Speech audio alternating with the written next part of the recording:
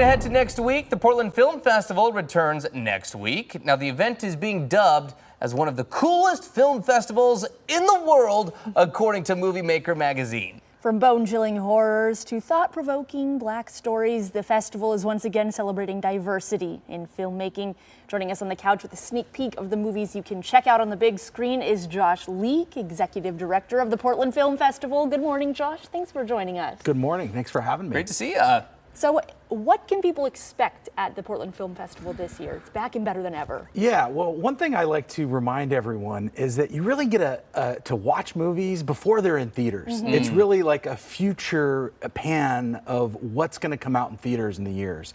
And it's kind of funny because you can see a film that'll be on, all the different platforms, maybe in a week or a month or sometimes a year. So, and maybe even meet a celebrity. In 2014, guests at the Portland Film Festival were able to meet an actor by the name of Jason Momoa before he was Aquaman. So you never really know who's going to be there and what films you'd be able to see. How cool is that? After Khal Drogo before Aquaman, we got to meet Jason Momoa. That's awesome. Yeah. So it's an understanding it's a watch and learn sort of series. Yeah, so Portland's going through a lot of issues lately, amongst them being homelessness and fentanyl and trank are another things that are really hitting our city streets, and our politicians are trying to react to this. And the thing that you see in watching films, we had about 4,000 submissions this year, is that the films really bring stories from the community.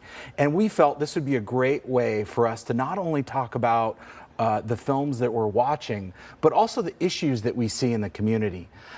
So we're having a watch and learn series, which is pretty much, we're showing films, for example, one is about how to talk to your kids about homelessness, and that hasn't really been addressed at all. And another one is fighting trank and fentanyl. Obviously, this is a horrible drug that has caused a lot of damage to our community. And we actually have one of the most intense and accurately depicting films I have seen, and I have seen thousands of movies that depicts a drug user's life.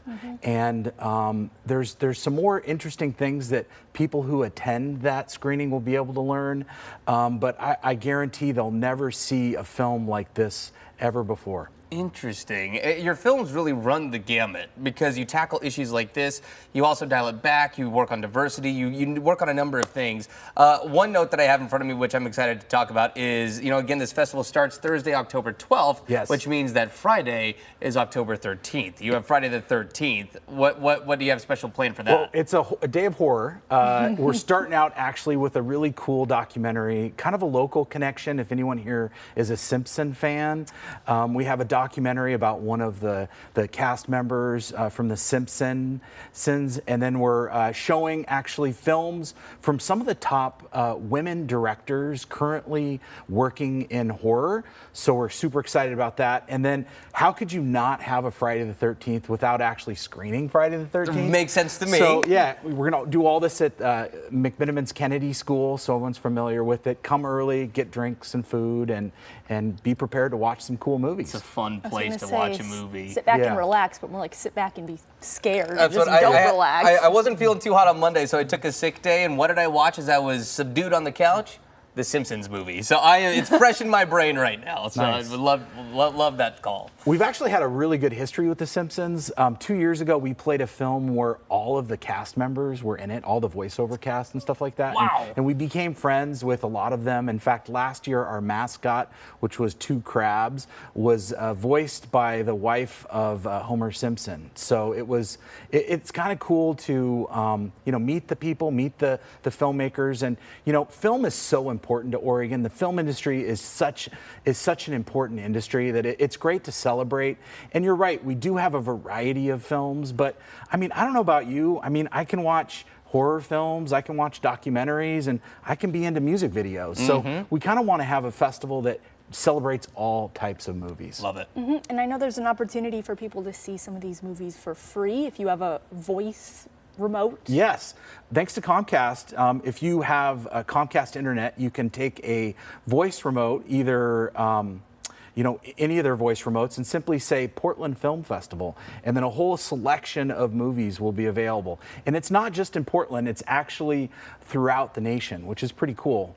I think 2 years ago when we first partnered with Comcast, we had the largest viewership of a film festival thanks to their technology, which is pretty cool. That's super, super neat. Well, excited to watch a few movies here coming up. Josh, always great to talk to you. Excited for the film festival. Good luck, because the day is almost here. Yeah, we're super excited. The film festival itself kicks off on the 12th, and it's a day dedicated to Oregon film industry. So the first event we're doing is a brunch with the producer of Portlandia, which is kind of cool. That is cool. Now, I should say we are doing something on the 11th, which is a little weird, but we're going on the Tillicum Bridge, and we have about 100 people, and we're going to start howling at the moon. Because it's October, it's Portland, do things weird, and our mascot for the year is a wolf who also has a werewolf friend. So obviously, there you go. I can't wait for people living nearby to open their windows and be like, "What is going on the Tillicum Bridge over there?" We do got to roll, but Josh, always great to talk to you. Yeah, thanks a lot. Yeah, of course. And again, the Portland Film Festival kicks off Thursday, October 12th, or the 11th if you want to howl at the moon, and it goes until Monday, October 16th. The screenings will be at the Festival Hub at Northwest 11th and Lovejoy, plus the McMenamins Kennedy School. Again, Comcast subscribers can also stream the movies virtually. For the full schedule and a link to tickets, go to portlandfilm.org. 8:40.